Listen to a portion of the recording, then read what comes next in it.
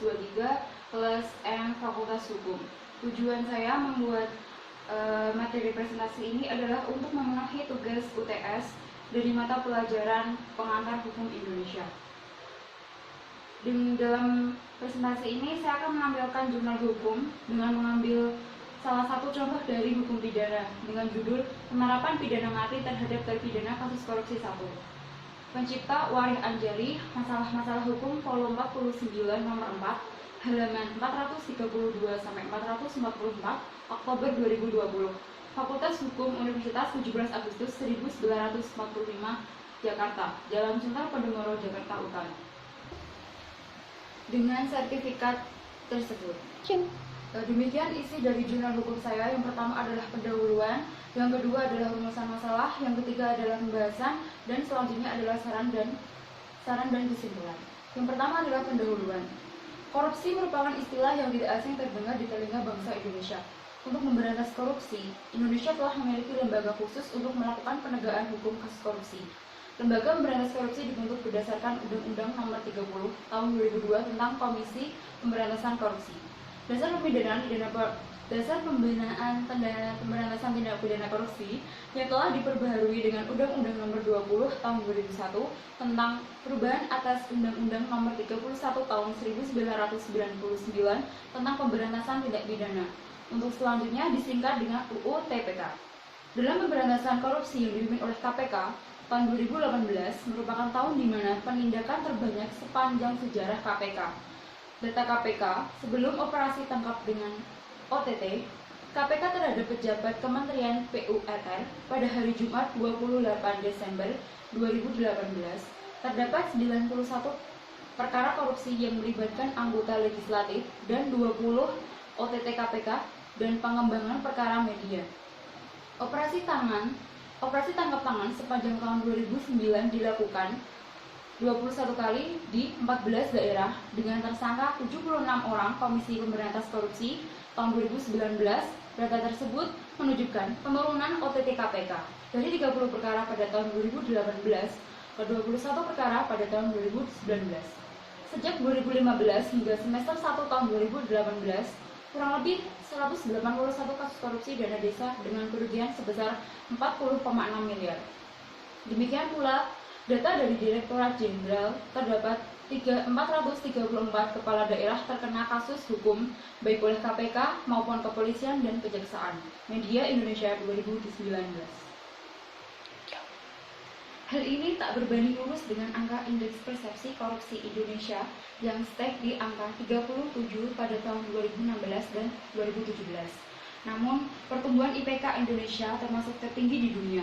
Kondisi ini jika dibandingkan dengan negara-negara yang memiliki jumlah penduduk yang tinggi, misalnya Vietnam, Argentina, Brazil, Thailand, Nigeria, dan Cina. Indonesia mengalami peningkatan skor sebanyak 17 poin. Vietnam 10 poin, Argentina 9 poin, Nigeria sebanyak 8 poin, dan China sebanyak 6 poin. Menurut Kompas 2018, dalam melakukan penegakan kasus korupsi, Cina telah menerapkan pidana mati bagi narapidana korupsi. Penerapan pidana mati terhadap pelaku korupsi di Cina dinilai efektif dalam rangka mengurangi tindak pidana korupsi. Fakta ini dapat dijadikan role model bagi Indonesia untuk menanggulangi tindak pidana korupsi. UU Korupsi di Indonesia telah menetapkan ancaman pidana mati bagi pelaku korupsi namun belum diimplementasikan. Setelah saya menjelaskan mengenai pendahuluan dari jurnal hukum yang saya sampaikan, kemudian saya akan menjelaskan kepada saudara mengenai rumusan masalah dari jurnal hukum saya. Nomor 1, mungkinkah hukum pidana mati diterapkan bagi para pelaku koruptor di Indonesia? Dan yang kedua, kendala dalam menerapkan pidana mati terhadap pelaku korupsi. Kemudian saya akan menjelaskan mengenai hasil penelitian dari jurnal hukum saya. Yang pertama mengenai rumusan masalah yang pertama, yaitu penerapan pidana mati untuk tindak pidana korupsi mungkinkah di Indonesia terjadi. Pidana mati merupakan salah satu jenis pidana yang paling berat bagi pelaku tindak pidana. Pidana jenis ini merupakan menghilangkan nyawa pelaku tindak pidana sebagai akibat dari pidana yang dilakukannya. Dalam perkembangannya, pidana mati menjadi kontroversi seiring dengan peningkatan pemahaman tentang HAM. Pidana mati di Indonesia masih mendapatkan legalitas. Pidana mati diatur dalam buku 1 pasal 10 KUHP sebagai salah satu jenis pidana pokok. Ketentuan pidana mati ini bersifat umum, artinya dapat diterapkan baik dalam tindak pidana yang diatur dalam KUHP maupun tindak pidana yang tidak diatur dalam KUHP. Kecuali peraturan tersebut mengatur berbeda. Salah satu tindak pidana yang diancam pidana mati dalam KUHP adalah pembunuhan berencana yang diatur dalam pasal 340 KUHP. Tindak pidana khusus yang mengatur mengenai ancaman pidana mati diantaranya adalah UU TPK. Selain itu, eksistensi pidana mati diperkuat dengan putusan MK nomor 2-3/PUU V 2007 yang menyatakan hukuman mati tidak bertentangan dengan Undang-Undang 1945. Pada tingkat internasional, terdapat kecenderungan untuk menghapuskan pidana mati. Namun, pidana mati masih boleh diterapkan pada tindak pidana yang bersifat the most serious crimes. Pengaturan internasional tentang pidana mati ada dalam pasal 6 ayat 1 International Covenant on Civil and Political Rights yang menyatakan tiap manusia berhak atas hak hidup yang melekat pada dirinya dan wajib dilindungi oleh hukum. Namun, dalam ayat 2 menyatakan bahwa hukuman mati dapat diterapkan jika kejahatan bersifat serius atau serious crime. Ketentuan internasional lainnya yang terkait dengan penerapan pidana mati adalah pasal 3 Deklarasi Hak Asasi Manusia. DUHAM yang menyatakan bahwa setiap orang memiliki hak hidup, kebebasan, dan keamanan. Penafsiran secara argumen contrario dari pasal tersebut yaitu pidana mati menghilangkan hak hidup seseorang pelaku kejahatan sehingga tidak sesuai dengan substansi pasal yang dimaksud. Berkaitan dengan makna serious crime, tidak ditemukan indikator dalam ICBRR.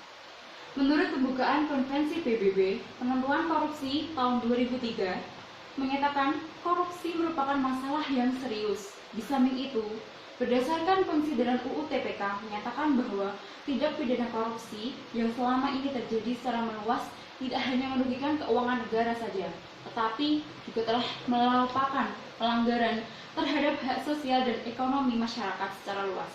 Sehingga tindak pidana korupsi perlu digolongkan sebagai kejahatan yang pemberantasan harus dilakukan secara luar biasa. Oleh karena itu, penerapan pidana mati masih dimungkinkan bagi pelaku korupsi menurut ketentuan internasional dan nasional. Penjatuhan pidana mati bagi terpidana ada yang menyetujui dan ada yang tidak. Itu pasti. Bagi yang menyetujui terdapat berbagai alasan, yaitu 1. Penjatuhan pidana mati dianggap lebih efektif dari jenis pidana lainnya karena memiliki efek diterang terutama dalam kejahatan pembunuhan. Yang kedua, pidana mati lebih hemat dari hukuman lainnya. Dan yang C, pidana mati untuk mencegah tindakan balas kepastiannya. Yang keempat, hukuman yang dapat ditentukan kepastiannya. Melalui penjatuhan pidana mati dimaksudkan agar memberikan efek jera kepada para pelaku dan bagi orang yang akan melakukan tindak pidana. Tujuan pemidanaan yang merupakan penjelaan tercermin dalam penjelasan UU TPK, yaitu dalam rangka pencapaian tujuan yang lebih efektif untuk mencegah pemberantasan tindak pidana korupsi, UU ini membuat ketentuan pidana yang berbeda. Bagi yang tidak menyetujui pidana mati, memberikan beberapa alasan, yaitu 1. Menjatuhkan hukuman mati dapat menimbulkan ketidakadilan karena kejahatan bukanlah hanya persoalan hukum pidana, namun bersifat sosiologis yang berkaitan dengan ekonomi, politik, dan psikologis. Hukuman mati bertentangan dengan hak untuk hidup. Sistem peradilan pidana bukanlah sistem yang sempurna. Hukuman mati tidak dapat menghentikan kejahatan dan tidak menimbulkan efek jera.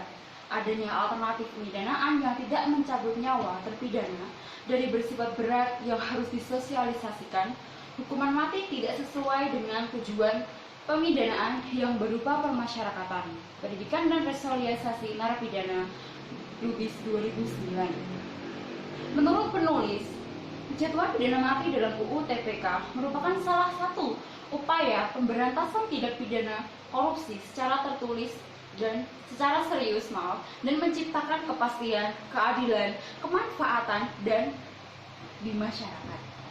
Penjatuhan pidana mati yang diatur dalam pasal 2 ayat 2 UU TPK tidak berlaku untuk tindak pidana korupsi secara umum, namun diberlakukan terhadap tindak pidana korupsi yang dilakukan dalam keadaan tertentu. Artinya, penerapan pidana mati bersifat khusus terhadap korupsi dengan persyaratan tertentu.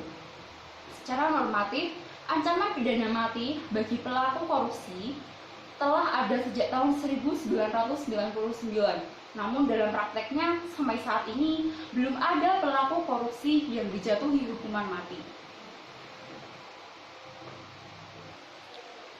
Kemudian saya akan menjelaskan hasil penelitian saya pembahasan yang kedua, yaitu dengan soalan kendala dalam menerapkan pidana mati dalam kasus pidana korupsi. Mati terhadap pelaku korupsi pidana mati di Indonesia diterapkan berdasarkan pasal 10 KUHP.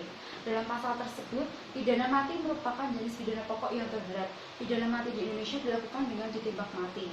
Pelaksanaan pidana mati berdasarkan Undang-Undang Nomor 2 PNPS tahun 1964 tentang tata cara pelaksanaan pidana mati yang dijatuhkan oleh pengadilan di lingkungan peradilan umum dan militer. Keberadaan peraturan tersebut mengindikasikan pidana mati masih diterapkan di Indonesia. Pada dasarnya, ancaman pidana mati yang dicantumkan dalam perundang-undangan secara teoritis mengandung aspek pencegahan. Artinya, dengan pencantuman ancaman pidana mati terhadap koruptor dalam perundang-undangan diharapkan dapat menakut-nakuti orang yang akan melakukan tindak pidana korupsi sehingga korupsi dapat dicegah. Namun, jika tidak ada penerapannya, maka orang tidak akan percaya dan sebaliknya akan menimbulkan keberanian untuk melakukan korupsi. Minimum umum dalam kasus hukum yaitu adalah 1 hari penjara dan minimum khusus diatur dalam tindak pidana khusus.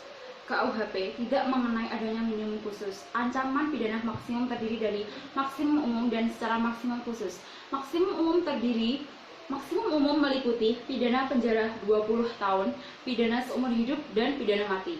Maksimum khusus diatur dalam ancaman masing-masing pasal.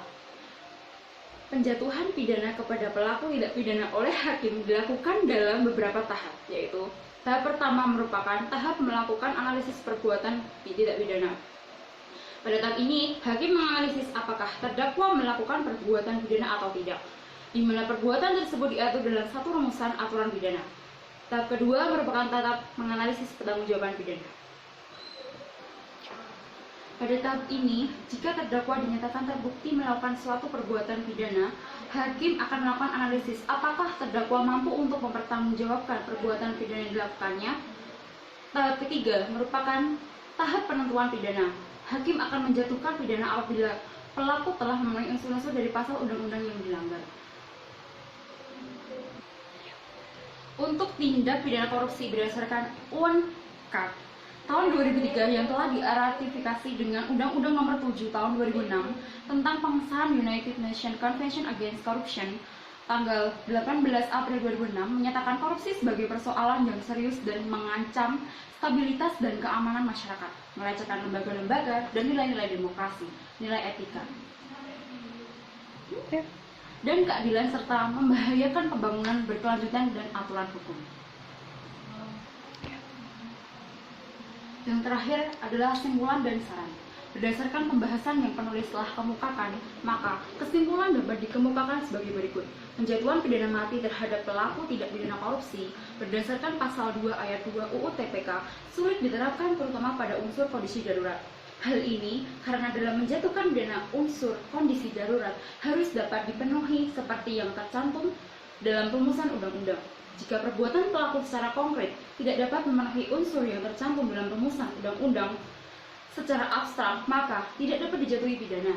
Rumusan kata dapat dipidana mati memberikan peluang kepada hakim untuk menjatuhkan alternatif pidana terberat lainnya yang bukan berupa penghilangan kesempatan hidup, sehingga perumusannya sebaiknya bersifat definite sentence. Sehubungan dengan kesimpulan tersebut, maka saran yang perlu disampaikan yaitu segera diberlakukan revisi pasal 2 ayat 1 UU TPK. Revisi dilakukan terhadap rumusan unsur tindak pidana korupsi yang dapat dijatuhi pidana mati. Kata dapat merupakan rumusan pasal 2 ayat 1 UU TPK diubah menjadi harus atau wajib. Hindari alternatif sanksi lain yang merupakan ancaman pidana selain menjatuhkan mati. Hal ini karena ancaman pidana mati untuk kejahatan korupsi tidak bertentangan dengan ketentuan nasional dan internasional, serta diharapkan deterrence effect dapat tercapai. Sekian presentasi dari saya, semoga dapat bermanfaat bagi saudara semua. Wassalamualaikum warahmatullahi wabarakatuh.